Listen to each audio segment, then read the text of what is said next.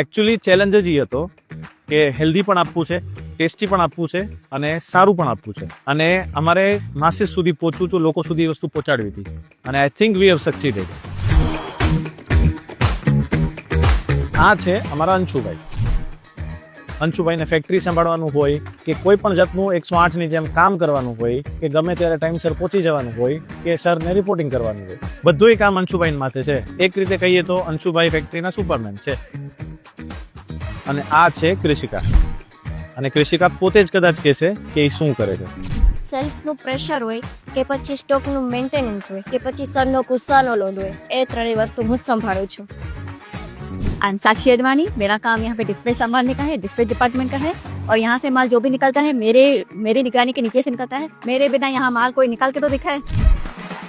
આ છે અમારા હંસા માસી અને આ છે અમારા સોનલ માસી અને આ છે અમારા બીનાબેન જે પેકિંગના બાદશાહ છે. આ છે અમારા જીયાબેન, રીટા માસી અને આશા માસી.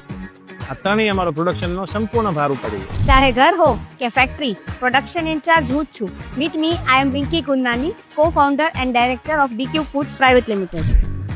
અમે છીએ co-founder અને director DQ Foods Private Limited અને આ છે અમારી ઝકાસ ટીમ.